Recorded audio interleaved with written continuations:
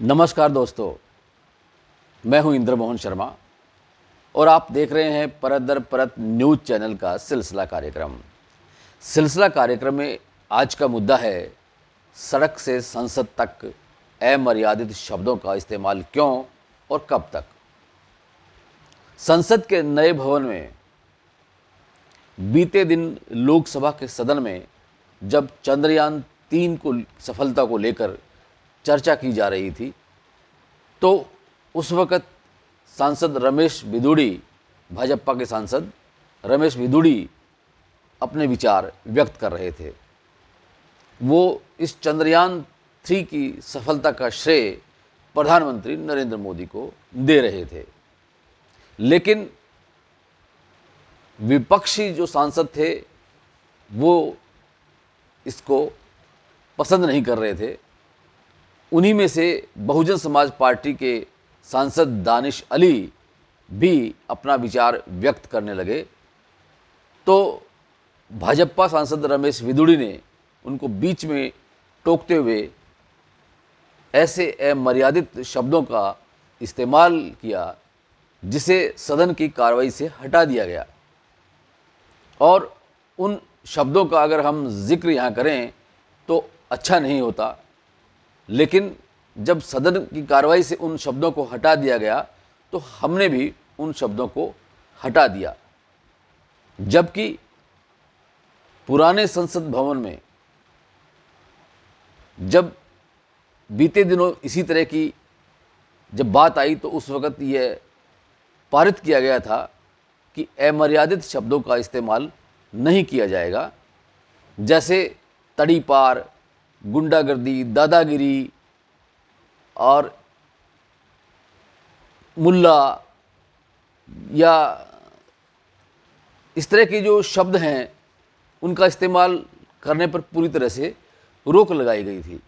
लेकिन अब रमेश बिधूड़ी ने उन शब्दों का ऐसा इस्तेमाल किया जो कि पूरी तरह से अमर्यादित थे और जिससे मुस्लिम समुदाय के प्रति नफरत फैलाने वाली बात कही जा सकती है।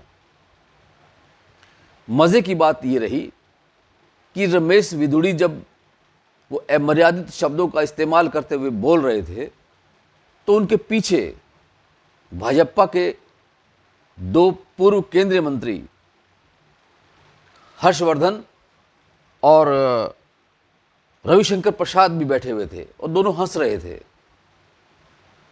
जबकि उनको उन अमर्यादित शब्दों को लेकर रोक लगानी चाहिए थी रमेश बिधूड़ी पे कि ऐसा वो न बोले। हालांकि उन्होंने बाद में अपने विचार व्यक्त करते हुए ये कहा कि हम ऐसे अमर्यादित शब्दों का समर्थन नहीं करते हैं। यहाँ तक कि रक्षा मंत्री राजनाथ सिंह ने भी खेद व्यक्त किया और बाद में लोकसभा के अध्यक्ष ओम बिरला ने इस पर संज्ञान लेते हुए भाजपा सांसद रमेश बिधूड़ी को ऐसा करने पर रोक लगाई और कहा कि ये आपने अच्छा नहीं किया है, और उन्होंने सदन से उनके द्वारा इस्तेमाल किए गए उन सभी आपत्तिजनक शब्दों को रिकॉर्ड से हटा दिया। लेकिन सवाल ये है कि क्या इतनी ही कार्रवाई पर्याप्त है? उस रमेश बिधूड़ी को बेशक सस्पेंड कर दिया जाए तो भी क्या हो जाएगा। ज़रूरत इस बात की है कि ऐसे सांसदों के खिलाफ एफआईआर दर्ज होनी चाहिए और उनके खिलाफ सख्त कार्रवाई होनी चाहिए। बसपा के सांसद दानिश अली ने यहाँ तक भी कह दिया कि अगर सांसद रमेश बिधूड़ी के खिलाफ उचित कार्रवाई नहीं की गई तो वे संसद को छोड़ देंगे, जबकि ज़रूरत है कि भाजपा सांसद रमेश बिधूड़ी को संसद से बाहर का रास्ता दिखाया जाए। आपको याद होगा कि बीते दिनों राहुल गांधी ने एक बयान दिया था कि मोदी सरनेम को लेकर और उनके खिलाफ ऐसा प्रस्ताव पारित किया गया कि आखिरकार राहुल गांधी को संसद से बाहर का रास्ता दिखा दिया गया। ये तो गनीमत है कि राहुल गांधी ने कोर्ट की शरण लेकर वापस संसद में आने की जहमत की है और भाजपा सरकार, मोदी सरकार के मुंह पर एक तमाचा सा जड़ दिया है। लेकिन अब सवाल ये है कि क्या एक भाजपा सांसद रमेश विदुड़ी ही हैं जो कि अमर्यादित शब्दों का इस्तेमाल किए हुए हैं? आप याद कीजिए कि जब प्रधानमंत्री नरेंद्र मोदी पश्चिम बंगाल में एक रैली को संबोधित करने गए थे तो उस वक्त भी उन्होंने ये कहा था ममता बनर्जी के बारे में, दीदी ओ दीदी। एक प्रधानमंत्री के पद पर रहते हुए इस तरह की भाषा बोलनी कहाँ तक उचित है? रही बात अब राहुल गांधी की, तो राहुल गांधी भी समय समय पर ऐसे गलत हरकतें कर जाते हैं संसद में, या कई बार ऐसी बोल जाते हैं जो कि आपत्तिजनक होते हैं। आपको याद होगा कि राहुल गांधी ने एक बार सदन में आंख भी मारी थी। ये कहाँ की संस्कृति है? आप एक सांसद हैं तो आपको एक सांसद के पद की गरिमा को बनाए रखना चाहिए। आंख मारकर बात करना ये कहाँ का न्याय है? ये कहाँ की संस्कृति है? उतना ही नहीं, सत्ता के नशे में जब कोई भी होता है, चाहे वो मुख्यमंत्री हो, तो वो भी इसी तरह के अपशब्द इस्तेमाल करते हैं। अभी हाल ही में बीते दिनों हरियाणा के मुख्यमंत्री मनोहर लाल खट्टर ने जब हांसी क्षेत्र के गांव थुराना में जनसंवाद कर रहे थे और उस वक़्त एक महिला सुमन भाटोल जब उनके सामने एक मांग रखने लगी कि उनके गांव में एक फैक्ट्री स्थापित की जाए ताकि बेरोज़गार महिलाओं को, युवाओं को रोज़गार मिल सके, लेकिन मुख्यमंत्री मनोहर लाल ने उस महिला को वाजिब जवाब देने की बजाय ये कहा कि जब चंद्रयान 4 तैयार हो जाएगा तो आपको वहाँ उसमें बैठाकर चंद्रमा के पास भेज देंगे। ये क्या है? ये क्या जवाब है? इतना ही नहीं, जब सिरसा में जनसंवाद करने के लिए मुख्यमंत्री मनोहर लाल बीते दिनों आए थे तो डबवाली में नशे की तस्करी के धंधे को लेकर जब बात हो रही थी तो एक एडवोकेट कुलदीप सिंह गदराना वहाँ उठे और उन्होंने कहा कि डबवाली के इलाके में नशे की तस्करी का धंधा जोरों पर है, इस पर रोक लगनी चाहिए। इतने में ही मुख्यमंत्री के साथ मंच पर बैठे हुए कुछ लोगों ने उनके कान में भनक डाल दी कि ये जो शख्स है ये आम आदमी पार्टी का नेता है।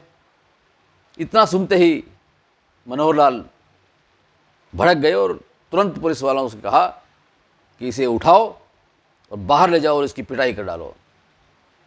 क्या जनसंवाद कार्यक्रम में विपक्षी दलों के लोग नहीं आ सकते?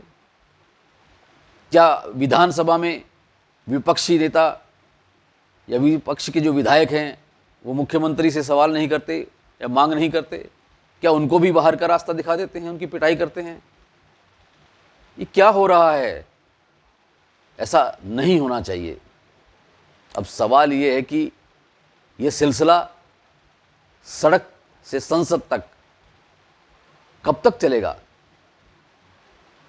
जब सड़क पर किसान धरना दिए हुए थे उस वक़्त भी किसानों के बारे में न जाने क्या क्या बोले गए थे। उनको आतंकवादी करार कह दिया गया था, उनको खालिस्तान समर्थक कह दिया गया था।